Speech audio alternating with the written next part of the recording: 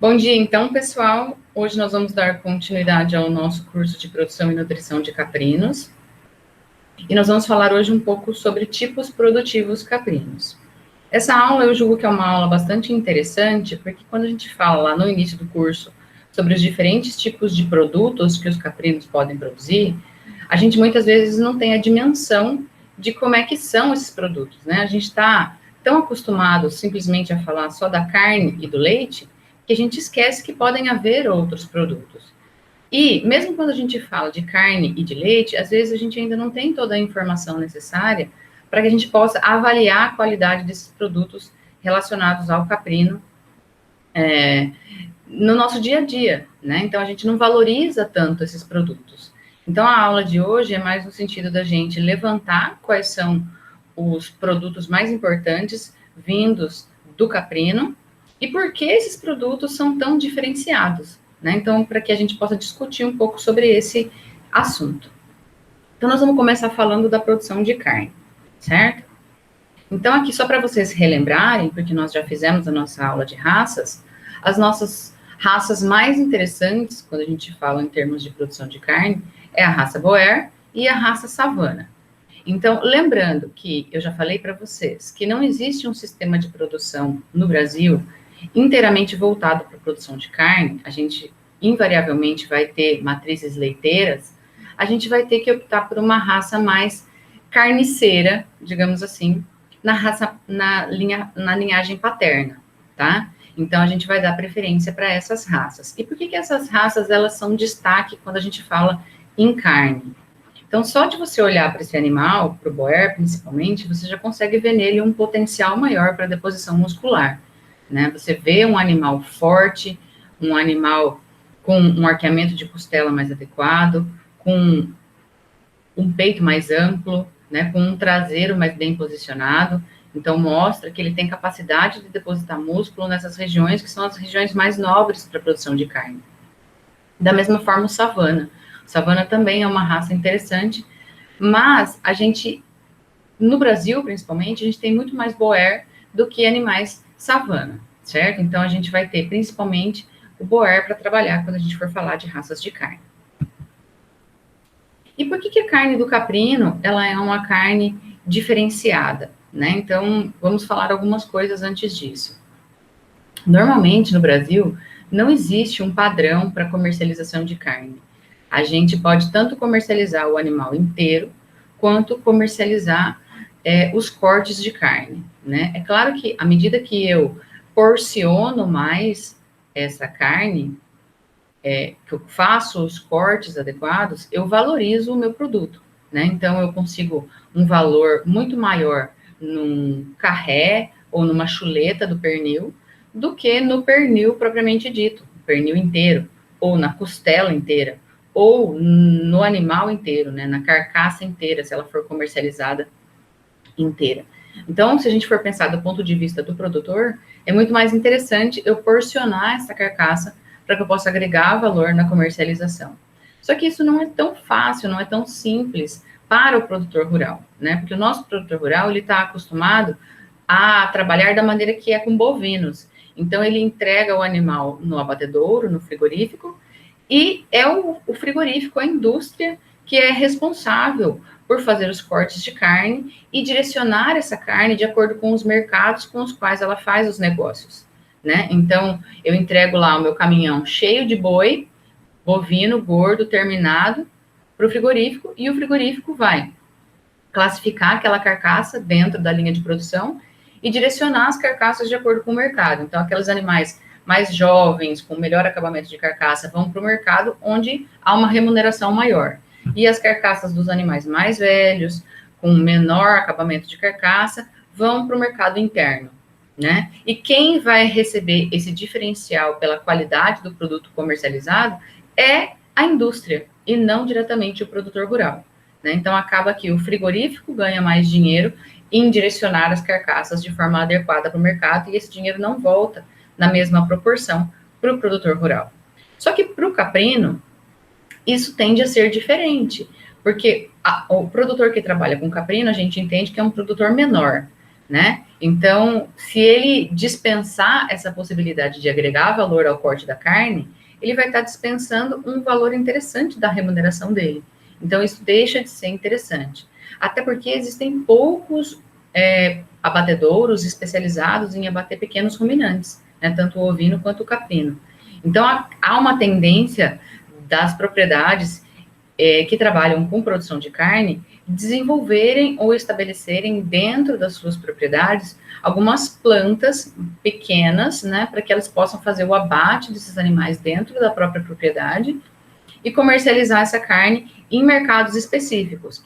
Quem são esses mercados específicos? São, em sua grande maioria, bistrôs, né, restaurantes finos, mercados especializados, normalmente associados a grandes centros urbanos, né? Então, por exemplo, o Grande São Paulo, regiões mais metropolitanas que valorizam esse tipo de produto. Então, um carré caprino, por exemplo, ele é extremamente valorizado num prato, num restaurante gourmet, né? Então, isso faz com que a carne do caprino agregue mais valor e se torne mais interessante do ponto de vista do produtor rural. E é uma maneira de encurtar os intermediários, né? No caprino, a gente vai ter, da mesma forma que no bovino, cortes específicos, né, para diferentes preparos. E a gente tem sempre que ter em mente que o preparo da carne do caprino, ela é diferente da carne do bovino. Então, a gente não pode seguir o mesmo padrão que a gente está acostumado. Então, a população brasileira, de maneira geral, tem, dentro do ranking das carnes preferidas para o consumo, né, tem lá aves, bovino, suíno, ovino vai aparecer em quinto, e o caprino vai aparecer lá em sétimo, na ordem de preferência do consumo de carne. Por que a gente está falando isso? Quer dizer que a carne do caprino não é preferida pelos habitantes? Nem sempre, tá? A questão, às vezes, nem é essa. A questão está muito mais relacionada à disponibilidade desse produto no mercado e como esse produto é ofertado para o mercado consumidor. Então, se a gente pensar em regiões em que o consumo de caprino é preferido, por exemplo, o Nordeste, a carne do caprino ela entra em primeiro lugar na linha de preferência do consumidor. E essa carne existe em maior quantidade para ela ser comercializada nos açougues, nos supermercados, e ela é oferecida ao mercado consumidor de uma forma muito mais atrativa. E nós já vamos falar um pouco mais sobre isso para vocês entenderem o que eu estou querendo dizer. Nessa imagem aqui abaixo, eu coloquei para vocês verem os cortes padronizados da carcaça de caprino, né? Então, normalmente, a gente tem esses cortes padrão. A gente faz o pescoço, que está aqui sinalizado com o número 1. A gente tira a paleta, né? Então, a paleta está aqui. É o que é mais comum. Depois vai ficar o costilhar, o serrote, o lombo e o pernil. Aqui, normalmente, a gente conta as vértebras do pescoço, são 8 vértebras cervicais. Depois, a gente vai contar da primeira até a 6ª costela, e vai formar esse primeiro corte aqui, que a gente também pode chamar de costela descoberta. Por que descoberta? Porque ela estava embaixo da paleta, né? Então, ela foi descoberta quando eu retirei a paleta. Depois da 6ª à 12ª costela, que vai ser a costela verdadeira, que essa costela também pode ser utilizada para fazer o carré, o lombo, que também pode ser utilizado para fazer o carré, ou algum tipo de bistequinha, vocês já vão ver aqui, vocês podem associar com a bisteca do bovino, para vocês terem uma ideia do formato, né? Então, corte do lombo. A gente vai ter o pernil, e a gente vai ter aqui esse número 3 aqui, que ele também pode ser chamado de baixos. Ele vai incluir a fralda, né, e um pedaço aqui do externo, tá? Então, ele pode ser também comercializado dessa forma. Pro consumidor, quando ele chega na gôndola do supermercado, ele encontrar um corte, um pernil inteiro lá, para comercialização, isso não é muito atrativo visualmente, né? Porque Normalmente quem cozinha em casa no dia a dia é a dona de casa. A dona de casa, ela não quer um corte enorme para ela preparar em plena segunda-feira. Ela quer uma coisa que seja prática. Um bife, um hambúrguer, uma coisa que ela joga na panela e resolve, né? Uma carne picada que dê para ela fazer de panela, né? Uma coisa mais fácil. O pernil, quem é que compra o pernil?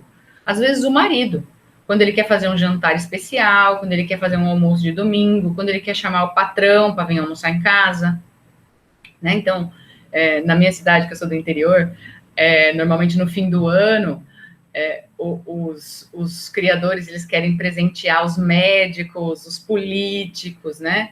Então, eles dão o pernil inteiro. Então, isso agrada nesse sentido, né? Um corte feito para o marido, não é feito para a dona de casa. Então, se a gente for pensar que a quantidade de vezes que o marido faz a comida em casa é bem menor, a possibilidade da gente vender esse produto também é bem menor, né? Então, a gente tem que pensar naquilo que aumenta o giro dessa carne. Então, seria mais porções, mais porcionado, mais atrativo fica essa carne para o meu mercado de destino. E por que a carne de caprino ela é interessante? Né? Então, eu coloquei aqui para vocês os componentes químicos da carne, em termos de caloria, quantidade de gordura, gordura saturada e proteína. E eu quero chamar a atenção de vocês aqui para o baixo teor de gordura da carne de caprino, né?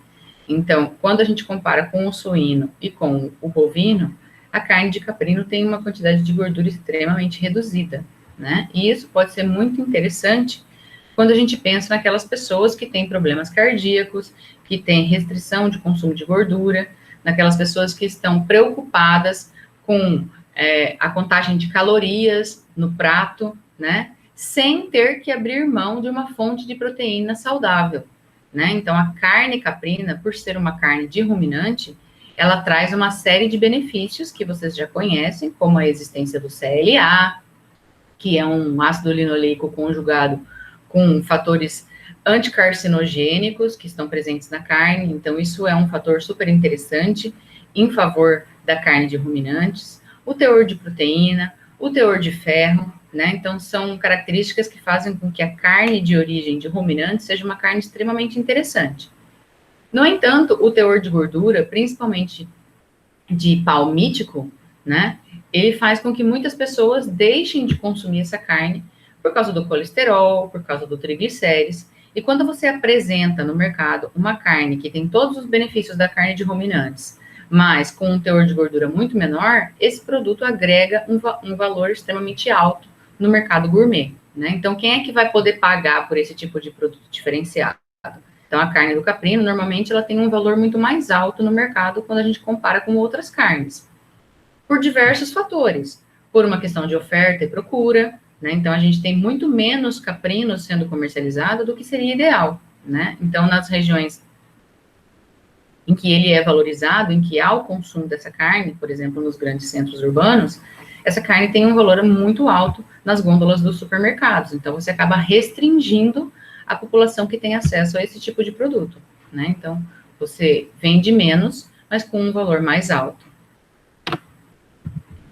Com relação aos ácidos graxos de cadeia ramificada, então, a gente tem também uma concentração mais elevada daqueles ácidos graxos que têm interesse nutricional, né? Então, a gente sabe hoje em dia que, apesar da gente controlar a quantidade de gordura que a gente come, não dá para a gente levar uma alimentação sem gordura, né? A gente precisa de ácidos graxos na nossa alimentação, porque uma série de componentes no nosso organismo precisam desse material como matéria-prima, né? Então, as nossas células, se a gente bem lembra lá do colégio, quando a gente estudava, é formada por bicamada lipídica com proteínas, né? Lembram lá da membrana plasmática? Então, ela precisa de gordura para a constituição celular. Eu preciso dessa base de ácidos graxos para que eu possa fazer um alongamento de cadeia dentro do meu organismo e produzir os ácidos graxos que são essenciais para o nosso organismo. Eicosapentanoico, araquidônico, que são os ácidos graxos de cadeia longa que vão ser utilizados para a proteção da bainha de mielina no cérebro, para proteção do sistema nervoso central, né? Então, esses ácidos graxos são base para que esses outros ácidos graxos possam ser produzidos dentro do nosso organismo a partir da dessaturação e alongamento de cadeia. Né? Então, a gente precisa desses ácidos graxos que vão existir em maior quantidade no caprino. Né? Então, isso mostra ser extremamente interessante. Né? Então, a carne do caprino ela vai ser classificada como uma carne exótica e uma carne light, né? Com um teor de gordura bastante reduzido. E por que exótica? Né? Porque a gente associa o caprino também a um animal quase que pré-histórico, né? Então, aquele animal chifrudo, né, que está lá em regiões inóspitas, se alimentando em montanhas, né, se equilibrando em pedra, né? Então, vai ser uma carne exótica nesse sentido. Quase como se fosse um javali, alguma coisa assim, que agrega valor também, né? Então, como se fosse uma carne de caça sendo servida num restaurante gourmet, isso agrega muito valor. E os cortes mais valorizados da carne do caprino, eles são o pernil e o carré, né? Então, todos os cortes que a gente vai fazer a partir desses dois principais, da costela, do lombo e do pernil, eles vão ser mais valorizados. E aqui eu tenho para vocês compararem, essa primeira foto é um carré de caprino e essa segunda foto é um carré de ovino, tá? Então, o que eu quero que vocês observem? A área de olho de lombo. Então, observem que no ovino eu tenho uma área de olho de lombo mais padrão. Ele é muito mais redondinho, sabe? Então, ele dá uma porção de carne maior no carré do ovino. No carré do caprino, por o caprino ser um animal mais magro, eu tenho um carré mais ovalado, com uma deposição de gordura, de carne um pouco menor. Então, o carré do caprino, ele nunca vai ter tanta carne quanto o carré do ovino. Mas, mesmo assim, é uma carne muito macia, muito saborosa e muito valorizada no mercado, ok?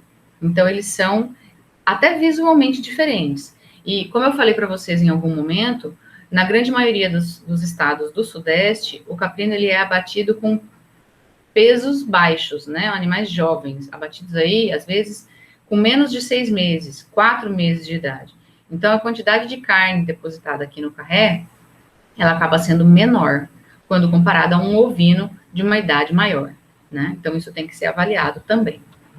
Então, eu coloquei aqui para vocês terem uma ideia, os diferentes tipos de carcaça que a gente pode visualizar, né? Então, animais com pouquíssima ou quase nada de deposição de carne e gordura, e animais com maior quantidade de deposição de carne e gordura. Tudo bem? Então, tudo isso aqui a gente vai conseguir ver. O que é mais comum a gente ver para o caprino? Esses dois exemplos aqui do meio, tá? Então, esse animal aqui seria, teoricamente, o nosso desejável para o caprino. Esse grau de engorduramento aqui, dificilmente a gente vai conseguir ver, tá? Então, o caprino, ele vai depositar menos gordura de cobertura. Eu não me lembro se eu já falei isso para vocês, mas nós vamos ter uma aula específica sobre carne, e essa aula nós vamos falar mais sobre esse assunto. Mas o caprino, por uma característica da raça, da espécie, ele não deposita tanta gordura de cobertura. Ele vai depositar 70% da gordura nas vísceras, no rim, no fígado, como proteção do trato gastrointestinal. E toda essa gordura ela vai ser eliminada da carcaça no processo de evisceração. Então, essa gordura ela não vai fazer parte da carne. E a gente vai ter uma quantidade muito pequena de gordura de cobertura no caprino. Tudo bem? Muitas vezes, essa gordura ela nem chega a atingir o mínimo necessário para a proteção dessa carcaça no resfriamento na câmara fria, né? Então, a gente tem que trabalhar com os caprinos com uma temperatura de câmara fria e de resfriamento adequada para a quantidade de gordura que ele tem. Eu não posso pegar uma carcaça de caprino e jogar dentro de uma câmara fria que está lá regulada para resfriamento de carcaças bovinas, por exemplo. O frio dentro dessa câmara fria faz com que haja muita perda de umidade pela carcaça do caprino, já que ele não tem a proteção necessária, e vai fazer com que essa carne enrijeça, fique mais escura e mais dura, né? Então, isso não é adequado. A gente tem que adaptar também o resfriamento em relação ao caprino. Com relação aqui a diferentes tipos de carcaça, com relação só a cobertura de gordura. Vejam vocês que essa carcaça aqui, ó, apesar dela ter bem menos gordura, ela é uma carcaça que tem bastante músculo, né? Então, vamos comparar aqui com a primeira. Se a gente olhar aqui nesse V formado pela perna, quando ela está pendurada, esse animal aqui é quase que convexo, né? A gente não vê tanta carne depositada. Nesse animal aqui, a gente está vendo muito mais carne, né? Principalmente aqui, no traseiro, né, na anca do animal. Se eu jogo para cá, olha só, eu consigo já ver um abaulamento. Essa carcaça, ela já pode ser chamada de convexa, tudo bem? Então, eu tenho muito mais carne depositada nessa carcaça, mesmo ela sendo sem gordura. Esses maiores graus de engorduramento aqui, dificilmente a gente vai ver em caprino, ok? Considerem aqui para nós, para o caprino, até aqui na terceira. Agora aqui nós estamos falando do que eu acabei de falar, na verdade, da quantidade de carne nessas carcaças, né? Então aqui bem pouca, essa carcaça quase que me parece um coelho, né? De tão pequeno e com pouca deposição de massa muscular. E à medida que eles vão melhorando aqui, eu consigo visualizar muito mais carne sendo depositada, certo? Então, quais os critérios que a gente tem que ter para selecionar esses animais para o abate? Então, eles têm que ter um peso adequado, entre 35 e 45 quilos, e eu julgo dizer que o 45 quilos ele vai ser apenas interessante em locais onde há preferência por animais mais pesados, por exemplo, no Nordeste do país. A grande maioria dos outros estados vão trabalhar aqui por volta dos 30 quilos, ok? Então, se eu tenho um animal pesando 30 quilos, ele vai me dar uma carcaça de 15. Se eu tenho um animal pesando 35 quilos, ele vai me dar uma carcaça de 17 quilos, que é exatamente aquilo que a gente tem procura pelos restaurantes, ok? Então, o ideal é que esse animal, para ele ir para o abate, ele tenha uma condição corporal de pelo menos 3, 3,5, para que ele possa ter uma boa quantidade de músculo depositada. Como é que eu sei que esse animal tem uma condição corporal 3,5? Na aula prática, nós vamos ter a oportunidade de palpar os animais ali na região das apófises dorsais, e vocês vão tentar dar uma nota para a quantidade de músculo que vocês vão sentir depositado ali em cima dos ossos, né? Então, isso vai demandar um pouco de prática e treinamento, né? Para que vocês comecem a ter capacidade de julgar a quantidade de carne que está depositada ali. E pontuar essa quantidade de carne em comparação de um animal com o outro, né? Então, isso é uma característica subjetiva e, por conta disso, ela pode variar de um observador para o outro.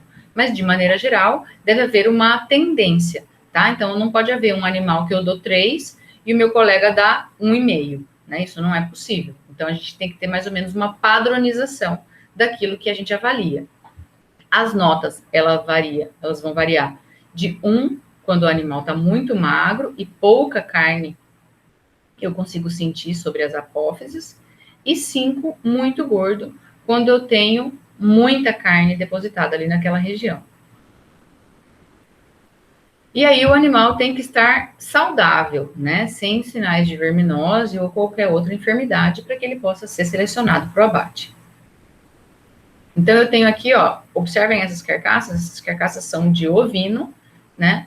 Mas são carcaças extremamente bem conformadas, né? São carcaças padronizadas, né? Que eu valorizo o meu lote quando eu encaminho para o abate animais padronizados, tá? Então, eu não posso mandar um animal pesando 30 quilos e um pesando 15. Um pesando 45 quilos e o outro pesando 30. Então, eu vou produzir carcaças muito desuniformes entre elas. E o mercado consumidor, ele exige uma certa regularidade naquilo que ele consome. Eu não posso hoje comprar uma carne de caprino no supermercado que ela vem com tanto de carne. Na semana que vem eu vou comprar de novo e o meu corte é completamente diferente, né? Então deve haver um padrão que tem que ser mantido pelo produtor rural. Aqui eu vou mostrar para vocês um pouco dos cortes que podem ser feitos, né? Então a gente está falando aqui dessa região do lombo, tá bem? E quais cortes podem ser feitos do lombo? Então eu posso fazer aqui sem separar, né? Então aqui eu separei, tá vendo? Então aqui é a linha dorsal do animal. Eu posso ter separado desse lado, aqui ao meio, eu vou ter a metade direita e a metade esquerda para trabalhar. Ou eu posso trabalhar com o animal sem cortar no meio da coluna vertebral e ter um corte desse tipo aqui, que ele vai ter como se fosse um carré de um lado e um carré do outro lado, né? Só que ele tirou as pontas das costelas aqui. Então, ele ficou só o lombinho, né? Como se ele estivesse trabalhando aqui nessa região, né? Que também é um corte muito valorizado. Então, eu posso fazer esse tipo de corte aqui. Olha só que bonito, né? Então, aqui com ele, com a costelinha, né? Então, aqui, ó, o carré. Observem o tamanho do músculo, né? A área de lombo aqui, ela é bem menor. Olha só. Né? E eu posso tirar, olha só, o contrafilé todo, como a gente faria no bovino. Uma das opções a gente fazer no bovino, né? Então, eu tiro ele do osso aqui, ao invés de eu fazer o carré, ao invés de eu fazer o corte do lombo, eu tiro todo o músculo que sobrepõe esses ossos e faço o contrafilé. Então, é o músculo longíssimos aqui, é o longíssimos lumborum.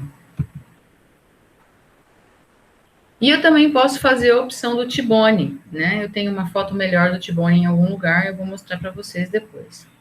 Então, aqui uma visualização da dimensão da área de lombo, né? Então, aqui ele deve ser medido a altura nesse ponto, o comprimento nesse ponto, e quando eu vou medir a área de lombo, eu tenho que medir a área toda, né?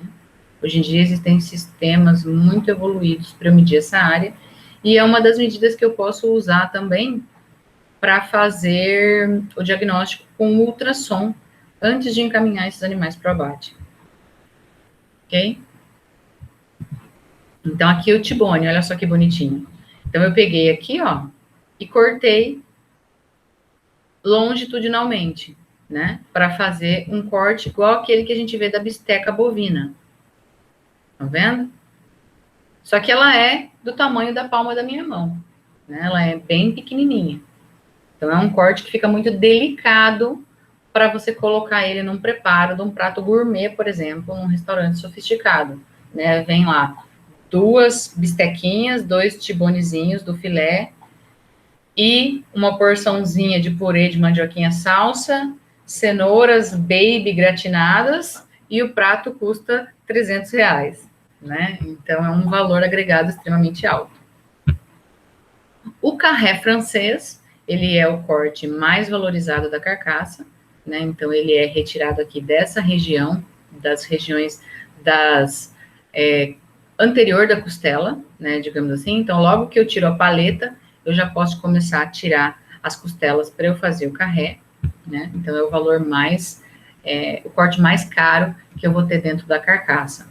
Então, para vocês terem uma ideia, eu posso comercializar a costela a R$ 30 o quilo, ou eu posso comercializar o carré a 70 o quilo, tá? Então, é muito mais valorizado, quase que compensa eu fazer o carré, né? Então, exige um cuidado um pouco maior para eu tirar as unidades sem machucar a carne, fazer a limpeza da ponta dos ossos, né? Mas é um corte bem mais valorizado. Então, é exatamente isso. Eu tenho que fazer aqui a limpeza dos ossinhos, e aí eu tiro aqui esse corte da fralda, né? Que a gente também poderia chamar de bananinha, né? É um corte, é uma carne extremamente macia, que pode ser utilizada para preparos rápidos, por exemplo. Então, se eu faço isso aqui em quadradinhos, eu posso preparar na panela com alguns legumes cozidos, fica uma carne muito macia para um consumo cotidiano de uma família, por exemplo. Ao passo que o carré eu deveria fazer em ocasiões especiais, a fralda eu posso utilizar num consumo corriqueiro, né?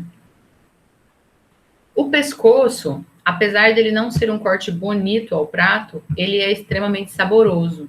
E a carne do pescoço, ao contrário do que a gente pensa, e a gente tem essa teoria, normalmente a gente fala que quando uma pessoa é ruim de lidar, né, a gente fala, vixe, fulano é carne de pescoço, querendo dizer que é duro de lidar.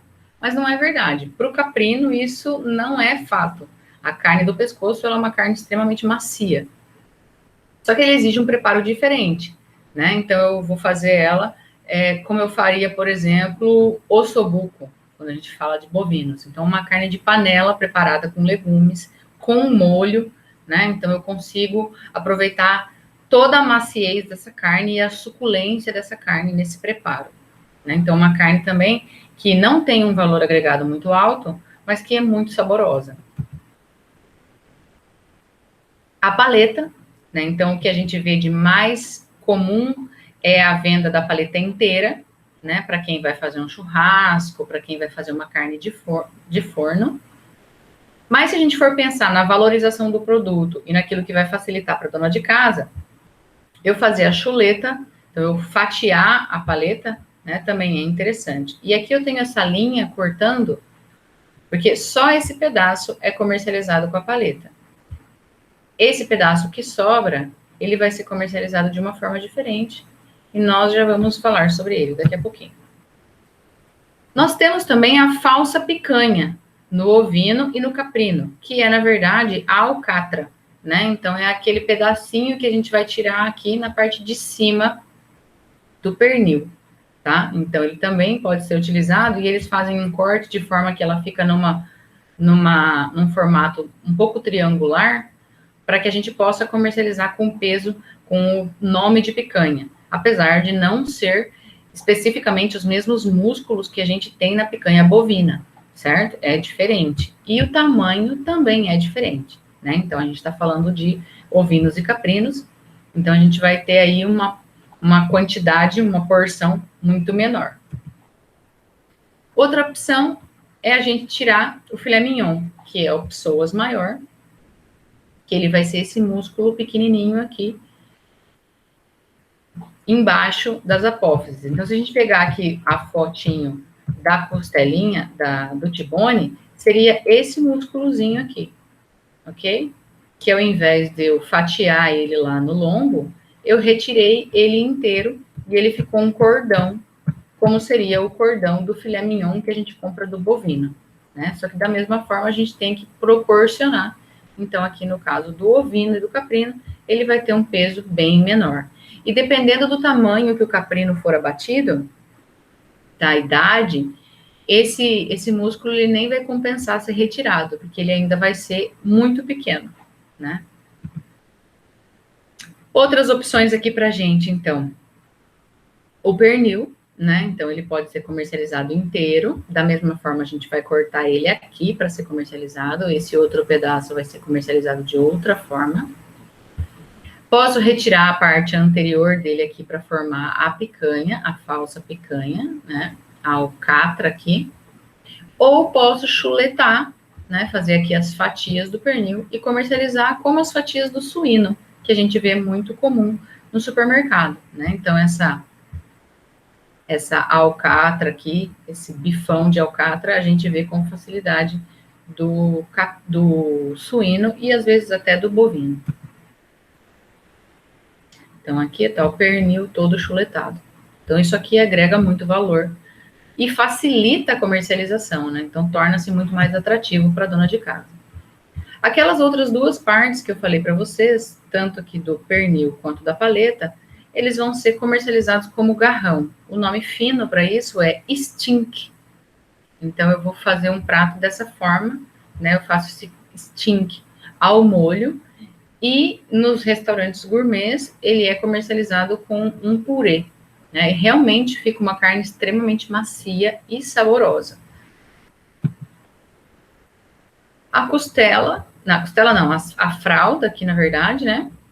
Então, ela pode ser porcionada e vendida como carne de rápido preparo. E observem vocês nessa foto de corte longitudinal da carcaça, que eu tenho uma boa quantidade de gordura depositada aqui, ó, na região do externo. Então, além das vísceras, o caprino também vai depositar bastante gordura aqui na região das vértebras externais. Muito mais aqui do que no lombo. Então, muitas vezes, a gente faz a avaliação de deposição de gordura no caprino para saber se ele está pronto para o abate ou não, com a avaliação do ultrassom aqui nas vértebras externais. Vai me dar um resultado muito mais satisfatório do que quando eu avalio a região dorsal ali no longíssimos dorsi, né?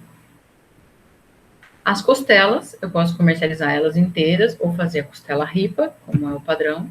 A fralda, que é aquela parte mole que vai ficar ali no vazio do animal, né? E aqui a carcaça toda porcionada para vocês terem uma ideia. Então, eu tenho aqui o pescoço, as duas paletas, o carré, que foi feito aqui da parte anterior da costela. Nesse aqui, eu fiz mais um carrezinho e tirei o contrafilé e o filé mignon. Desse lado, eu fiz as bistequinhas. Aí, aqui, foi feito a picanha e chuletado o pernil. Da mesma forma que a picanha e o pernil ficou inteiro. As duas fraldas. E a costela, aqui ela foi feita costela ripa, não foi tirado o carré. E aqui ela ficou a costela inteira, né? Cada corte desse tem um mercado próprio, né? Então, a pessoa que compra a costela inteira, ela tá pensando em fazer um churrasco. A pessoa que compra a costela ripa, tá pensando num preparo diferente, um preparo de panela, né? Uma coisa diferenciada. A pessoa que compra o carré inteiro, aqui que eles chamam de coroa, né? Tá pensando num preparo muito mais sofisticado. Então, cada corte vai ter uma demanda específica e um preparo específico recomendado. Então, não dá para eu pegar um pernil e querer fazer ele um preparo rápido. Não dá. Não dá para eu pegar o pescoço e querer fazer na chapa, né? Então, cada corte exige um preparo adequado.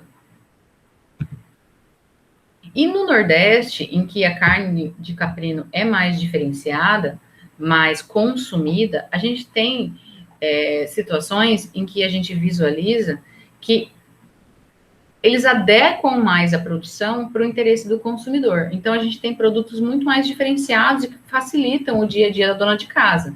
Então, olhem só essa marca, chama Bode do Vale. Então, a gente tem linguiça, quibe, almôndega e hambúrguer feito com carne de caprino nas bandejinhas prontas para ser comercializado. Então, fica muito mais atrativo, né? Então, eu vou lá para minha casa, vou lá para o supermercado, eu compro uma carne que eu consigo fazer de forma rápida. Não precisa ser um pernil, que tem que ficar no forno 3 horas e nananã. Não, é uma coisa rápida. Então, facilita a aquisição do produto. Então, da mesma forma, você está lá no sossego da sua casa, deu aquela vontade, aquela fome, você pode ligar no Telebode e pedir o seu corte de carne preferido para você preparar em casa, né? Então, você tem aí buchada, sarapatel, tudo pronto para ser comercializado. E vale a gente falar um pouco sobre isso, né? Então, normalmente, as carcaças de caprino, a gente comercializa ou a carcaça inteira, ou a gente corta ela no meio e ficou 2 meias carcaças, ou eu corto ela no meio de novo e ficou 4 quartos, certo? São os quartos dianteiros e os quartos traseiros. Isso também pode ser comercializado dessa forma. Por conta dessa questão dos 4 quartos, a gente nomeia o 5º quarto. Quem são os 5º quartos, né? São as vísceras. Então, o que eu quero dizer com isso? Que as vísceras, elas não são desprezadas no caso do caprino, né? Então, as vísceras, elas são valorizadas. No Nordeste, eles consomem o fígado, os rins, o rumen, né? Para fazer lá a buchada, o sarapatel. Então, são partes da carcaça que têm valor comercial. Para nós, aqui centro-oeste e sudeste, às vezes a gente pensa, a gente não vai comer isso. Negativo, tudo bem? Bem preparado, todos esses pratos são extremamente agradáveis ao paladar, né? Então, você tem que ter um preparo próprio, né? Então, o rumen, para ele ser preparado, para ele poder ser utilizado para fazer a buchada, ele tem um preparo próprio, um preparo que leva tempo, uma limpeza adequada para você preparar aquele material, né? Mas depois de pronto, ele é extremamente saboroso. Então, uma farofa de miúdos, quem não gosta, né? Eu adoro. E aqui o preparo das vísceras, né? Então, ali tem também o coração, o fígado, que também são muito utilizados para esse fim. E existem regiões do Nordeste que eles usam a produção de caprino também como chamariz turístico, né? Então, essas imagens aqui, elas são do Vale do Rio São Francisco, em Petrolina, e eles têm uma região nas margens do Rio São Francisco que eles chamam de bodódromo. Então, é como se fosse o lanchódromo da cidade, só que especializado em servir carnes de bode, tudo bem? Então, especializado em servir carne de caprinos, não necessariamente a do bode, apesar de que lá a carne preferida é do animal mais velho. Mas como aqui eles estão trabalhando com turistas, a gente tem também o consumo de carnes de animais jovens, ok? E a gente tem sempre que pensar no nosso mercado consumidor, né? Então, eu tenho que adequar a minha produção a quem vai consumir. Então, a gente vê iniciativas muito interessantes. Não tem o Baby Beef, que tenta agregar valor ao fato de você estar comercializando uma carne de um animal mais jovem. Então, por que não o Baby Body? Né? Então, uma opção de você garantir ao mercado consumidor que você está comprando uma carne de cabrito, uma carne de animal jovem, né? Que vai ter lá seu diferencial de qualidade no preparo, de maciez, de suculência, de quantidade de água e menor teor de gordura.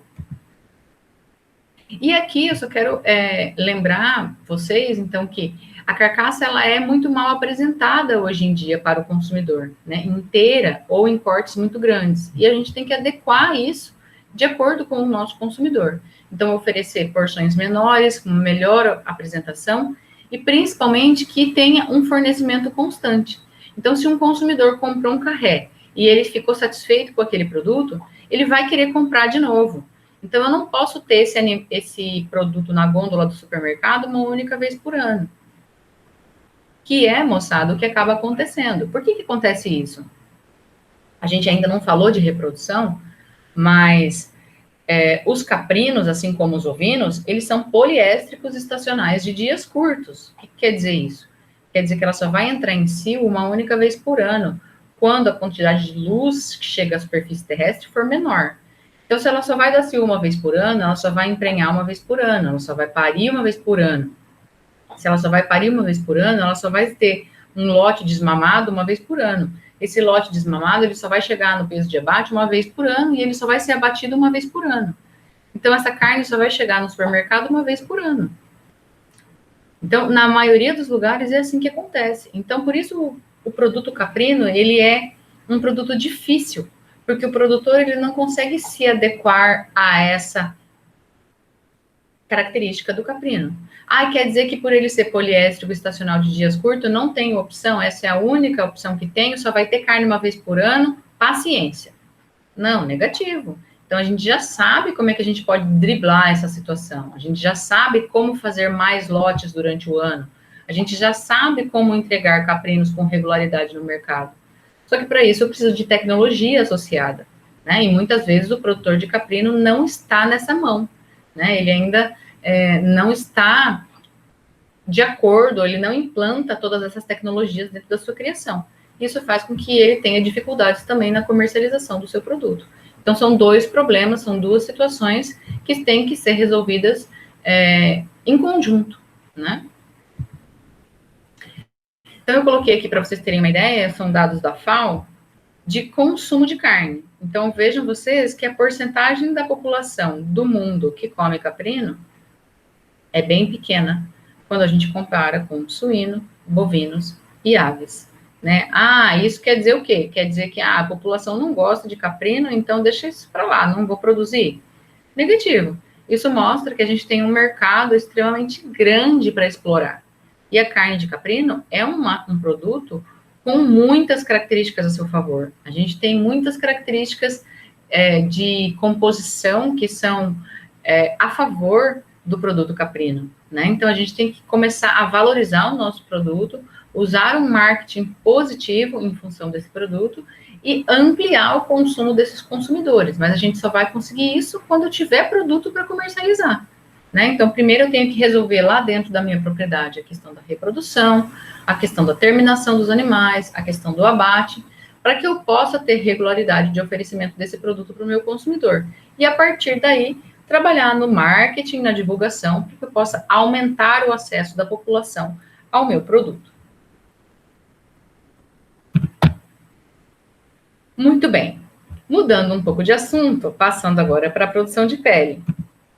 Quando a gente fala de pele, a gente às vezes nem associa, né, a quantidade de produtos que a gente tem de pele, principalmente de caprinos, né?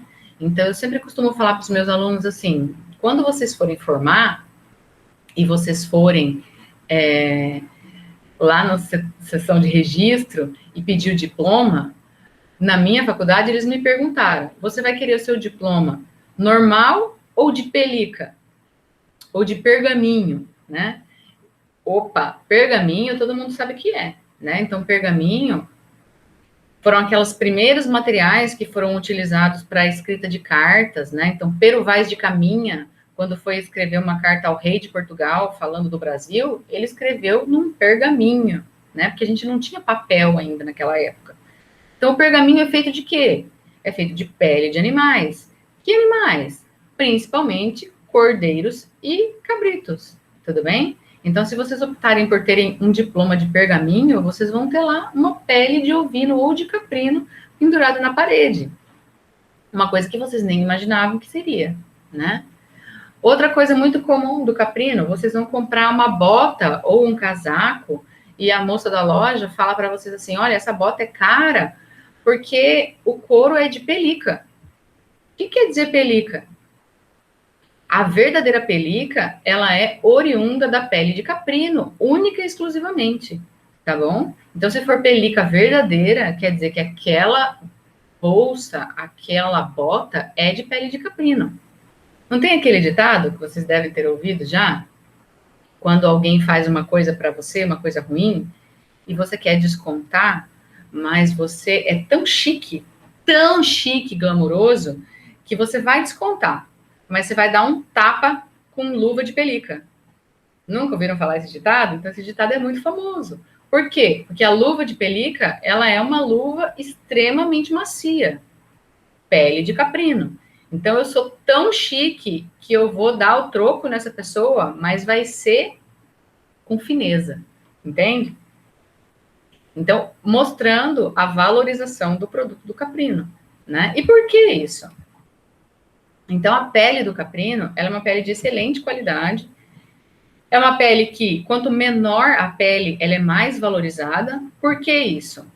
Porque tem a ver com a elasticidade da pele. Então, quando os animais são abatidos mais jovens, essa pele é mais macia e mais flexível. Isso permite que sejam elaborados casacos, bolsas, botas, de extremo conforto, né? E isso agrega um valor muito alto. E ela fica mais macia, mais flexível, sem perder resistência e durabilidade, né? Então, em função disso, na Europa, de maneira geral, quando vocês forem comprar a grande maioria dos calçados que são realmente de couro, eles são feitos de pele de pelica, tá? De caprino.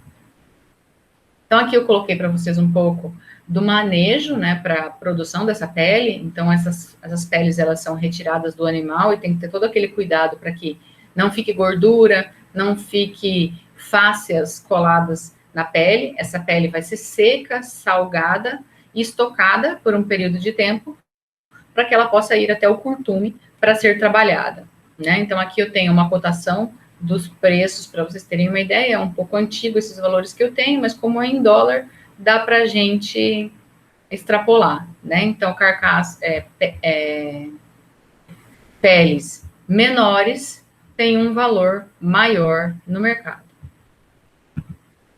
E aí, essa pele vai ser curtida e utilizada para a produção de uma série de produtos que normalmente são comercializados nos países mais ricos, né? A gente dificilmente vê isso. Então, pode ser que no Brasil, quando você vai comprar uma bota e a moça te fala que aquela bota, ela é de pelica, grande chance dela não ser verdadeiramente pelica. Ela só é um tratamento do couro do bovino de uma maneira diferente para que aquele couro fique um pouco mais macio. E nunca vai ficar macio o suficiente para alcançar a maciez da pelica, né? É muito macio. Com relação à produção de leite, então eu coloquei aqui para vocês algumas raças, da mesma forma que eu coloquei para cá para carne, para vocês relembrarem. Então, as nossas raças principais para a produção de leite são a Saanen, a Alpina e a Toggenburg, né? Na ordem de produção. A nossa melhor produtora de leite é a Saanen, em segundo lugar a Alpina, Em terceiro lugar, a Toggen. Todas essas a gente vai ter no Brasil, tá? E em termos de produção leiteira, elas são as top. Então, quando eu tenho um rebanho puro produzindo leite, normalmente eu vou ter uma dessas 3 raças. E é um leite muito apreciado, né? Por todas as pessoas, das mais humildes às menos humildes. O leite de cabra tem características que o tornam muito apreciado. A minha avó, por exemplo, ela falava que ela tinha uma saúde de ferro, porque ela tinha sido criada com leite de cabra. Então, a gente comumente vê esse tipo de história. Isso é verdade? Ou é só uma crendice popular?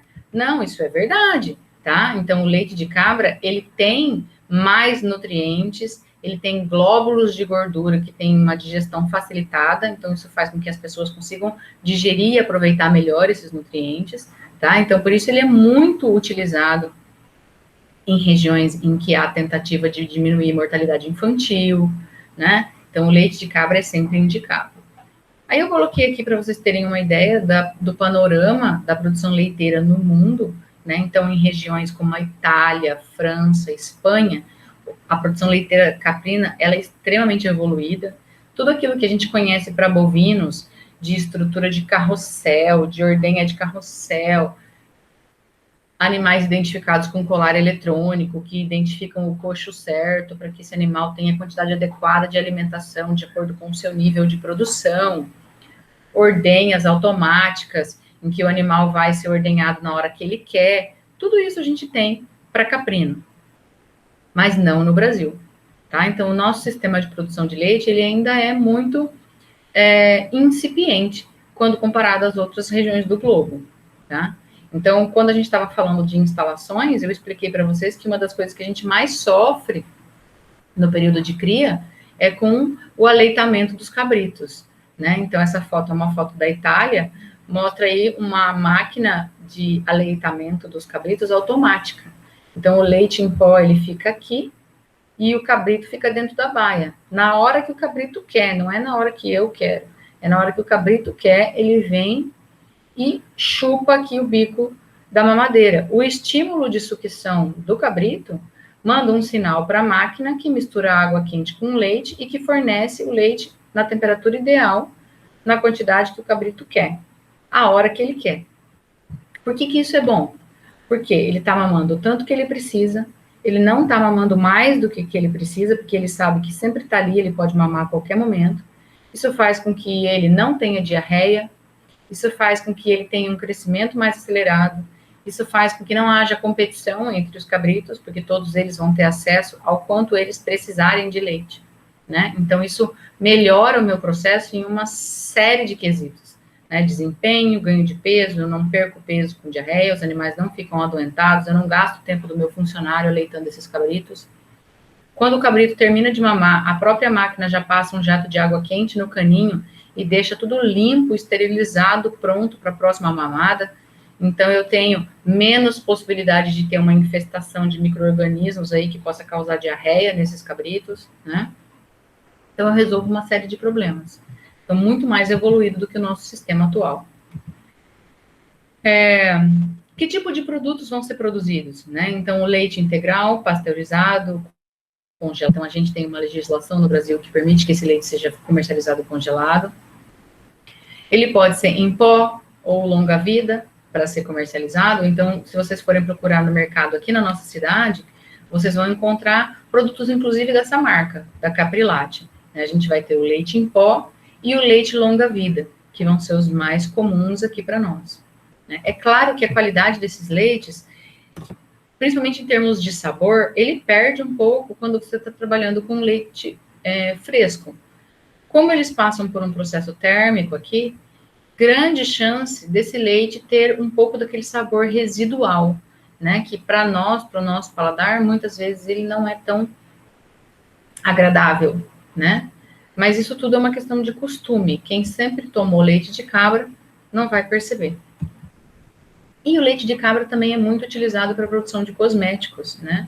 Então, sorvetes, iogurtes, queijos e produtos de beleza.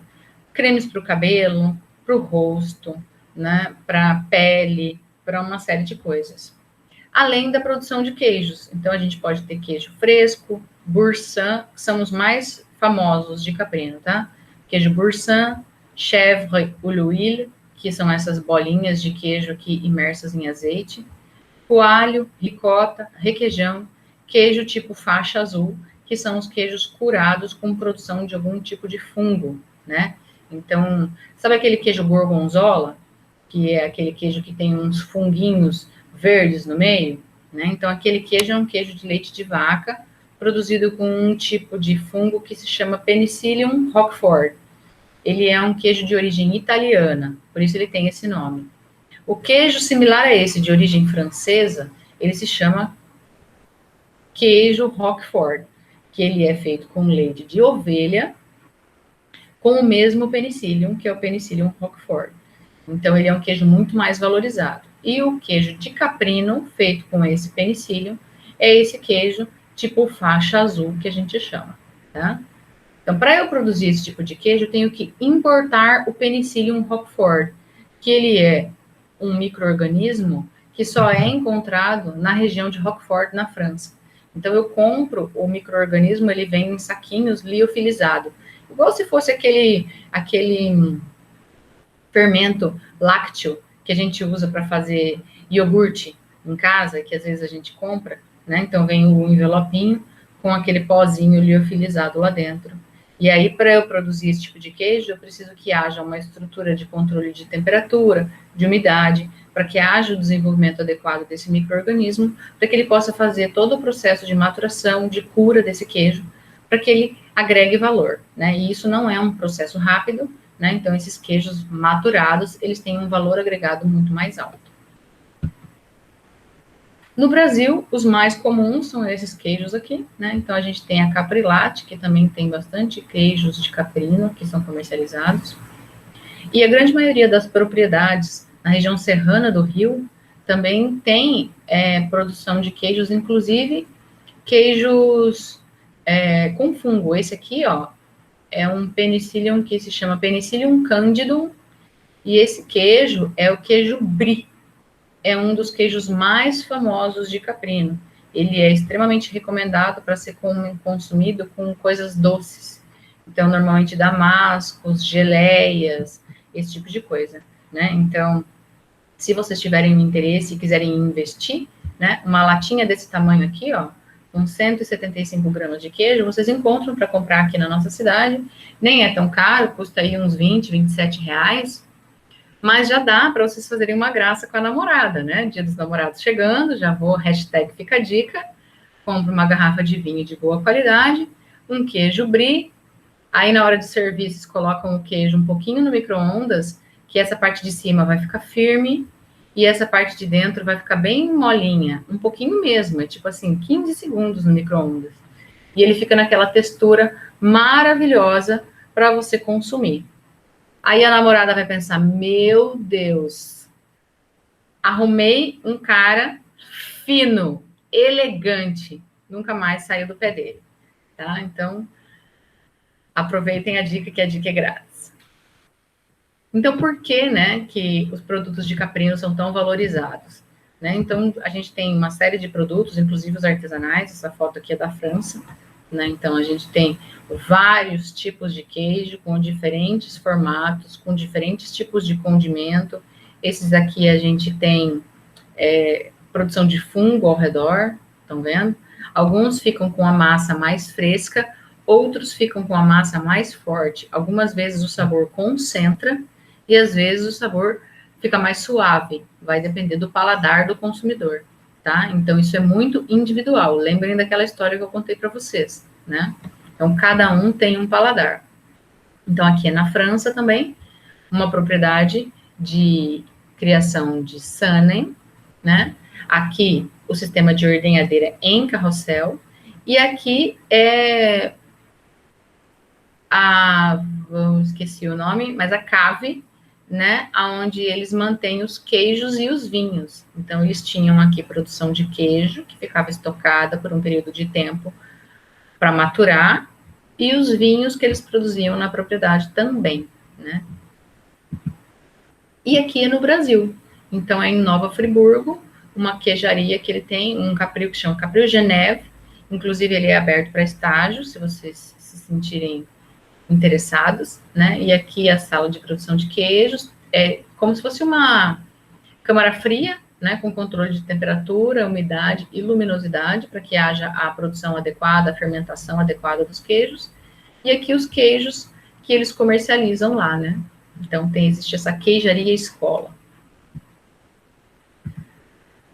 O preço do leite de cabra, na maioria das vezes, ele é atrativo, né? Então, se vocês forem comercializar, se vocês forem comprar no mercado, vocês vão pagar aí no leite longa vida quase que R$ 27 o litro, né? O leite em pó, ele custa uns 47, né? Ele é bem mais caro. Mas, se a gente for comparar, ele é mais barato do que esses produtos industrializados, né? Essas fórmulas prontas das indústrias alimentícias para a alimentação de bebês, né? E por que a gente não usa o leite de cabra? Então, por aquela razão que eu já expliquei para vocês, né? Na escola de nutricionistas, eles não estudam produção de cabra. Então, eles vão acabar indicando produtos aos quais eles têm acesso.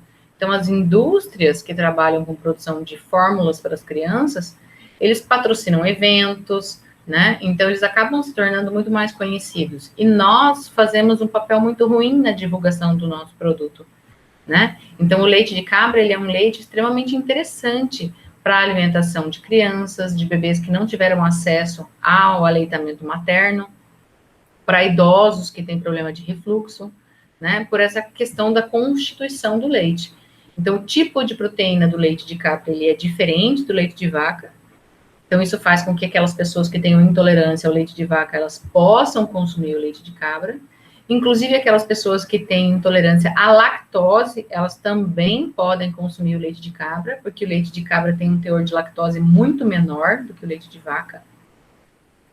E a constituição do leite em si. Então, os glóbulos de gordura do leite de cabra são muito menores. Então, isso faz com que a digestão desse leite seja muito mais leve, muito mais facilitada.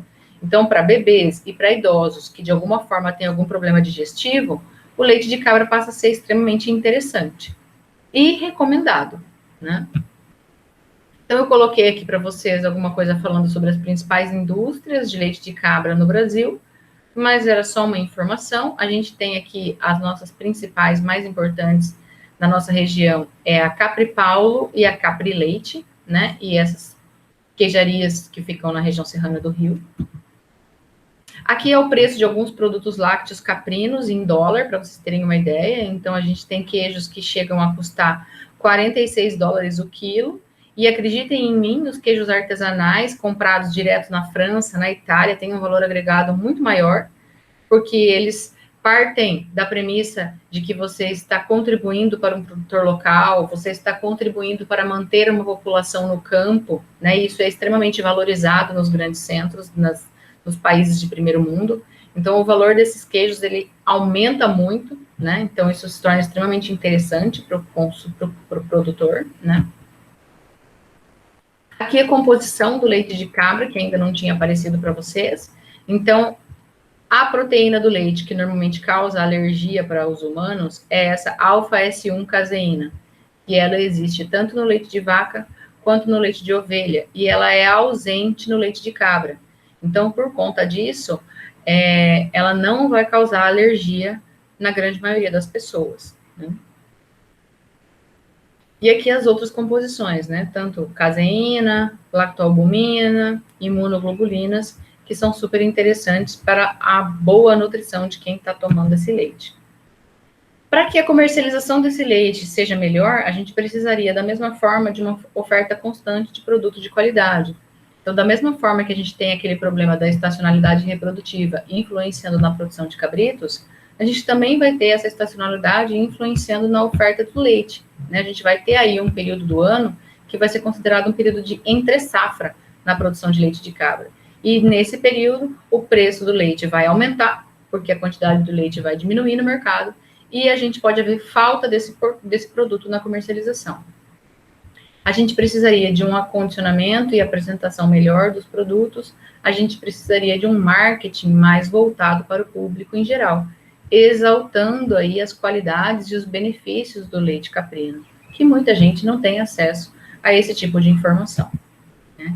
E aí os cosméticos de leite de cabra, também que são super interessantes, né? Se ninguém teve a oportunidade de provar, experimentem, porque desde o Egito Antigo, né, existem registros de que Cleópatra tomava banho em leite de cabra. Então, vejam vocês, Cleópatra era considerada a mulher mais bonita do Egito, né? E ela tomava banho em leite de cabra. Boba ela não era, né? Alguma coisa tinha nesse leite que a ajudava nesse sentido, né? Então, se Cleópatra fazia isso, quem sou eu para discordar dela, né? E aí existem uma série de produtos. E quando vocês vão para fora do Brasil, então em outros países, isso existe em uma quantidade enorme. Sabonetes caseiros, sabonetes, da mesma forma que os queijos são feitos de forma artesanal, o sabonete também é feito, os cosméticos também são feitos. Então isso agrega bastante valor. Então, aqui, para a indústria cosmética, o que é interessante são as moléculas de gordura de tamanho menor, né, que dão uma textura diferente no produto, e isso faz com que esse produto também seja mais facilmente absorvido pela pele. E fonte de cálcio, vitamina A e D, né, que são super interessantes. Aí nós temos a produção de pelos. Puxa, pelo? Cabra também produz pelo? Mas não é lã? Não, não é lã, tá? Então, o pelo, assim como a lã, são fibras produzidas pelos folículos da pele. Só que dependendo da espessura, essa fibra, ela é classificada em fibra heterotípica, pelo, lã, cabelo, tá? E no caso das cabras, é produção de pelo. O pelo mais valorizado é o pelo da raça Angorá, que ele vai ser classificado como mohair, e vai ser utilizado para fazer mohair mesmo, né? Tipo, é mohair que chama. O tecido oriundo desse pelo. Depois nós vamos ter a raça caxemira e tibetana, produzindo um pelo que se chama cachemir, que vai ser utilizado para fazer a pashmina, né? Que nós já falamos sobre ela em alguma aula. Então, aqueles tecidos que são utilizados pelas mulheres do Oriente Médio, né, são pashminas, todas produzidas com pelo de cabra. E por que esse tipo de tecido feito de pelo é mais interessante? Porque o pelo, por ele ser uma fibra natural, assim como a lã, ele permite que a nossa pele troque calor com o ambiente, né? Então, isso dá um conforto térmico maior. Às vezes a gente pode pensar, não, coisa de pelo, coisa de lã, é só para ser usado no inverno, que é muito quente. Negativo. Negativo. Então, dependendo da espessura do fio, isso pode ser utilizado para a produção de tecidos finos, que vão ser utilizados nas diferentes épocas do ano, porque ele vai permitir que o seu organismo troque calor com o ambiente e mantenha a temperatura do seu corpo constante com mais facilidade, né? Então, coisas de lã podem ser usadas no verão. Coisas de pelo podem ser usadas em épocas quentes do ano, ok? Então, aqui está a nossa Angorá, né? Ela é bem característica, né? E aqui uma amostra para vocês de como esse pelo é produzido, né? Então, da mesma forma que é para o ovino, vai haver uma tosquia, né? Esse pelo ele vai ser classificado em função da coloração, da espessura, do comprimento da mecha. Depois ele vai ser utilizado para fazer os totens de fio, e esse fio vai para a indústria, para a produção dos tecidos mais variados, tá? E que vão ser utilizados aí, os mais finos, para casacos, cachecóis, gorros, pacheminas, né? E os mais grosseiros vão ser utilizados para forro de estofado, né? E aqui a nossa outra raça, que é a tibetana, que ela vai produzir um pelo um pouco mais, com uma espessura um pouco maior, né? Então, ela vai ser direcionada para um outro uso da indústria. Além de tudo isso que nós falamos, além da produção de carne, da produção de leite, da produção de pele, da produção de pelo, da produção de cosméticos, nós ainda temos outras utilizações do caprino, menos comuns, mas fazendas de caça, né? Então, como eu falei para vocês, a gente tem uma associação muito grande entre o caprino com o animal selvagem, né? Então, existem locais em que há uma predileção por caça. Na África, nos Estados Unidos, né? Na Austrália. Então, é muito mais viável você criar um animal como um caprino para que essas pessoas possam praticar a caça do que se eles realmente fossem caçar um animal da natureza, um leão, um alce, né? Então, é muito melhor a organização desse tipo de atividade em fazendas de caça, né? Então, existe esse mercado. Apesar de menos comum, ele existe. E a outra situação é o uso em melhoramento genético, né? Em engenharia genética, digamos assim, né? Então, colocar certos genes no caprino para que ele possa produzir remédios em função daquele gene que foi colocado, né? Então, essa pesquisa, ela era de 2006, um dos primeiros exemplos de engenharia genética que nós tivemos, né? Que foi implantado um gene humano nas cabras e outros animais para produzir remédios mais baratos, né? Então, ali foi colocado uma antitrombina para produzir uma substância que ia ser utilizado em cirurgias cardíacas. Então, é uma opção que também pode ser utilizada, né? Então, hoje em dia, a gente vem falando muito menos de pesquisas que envolvem o uso de animais, mas existem situações em que é necessário, e uma situação em que pode salvar a vida de muitas pessoas, né? O uso de animais continua ainda sendo utilizado para o teste e viabilidade desses produtos, né? Então, é uma opção ainda que existe.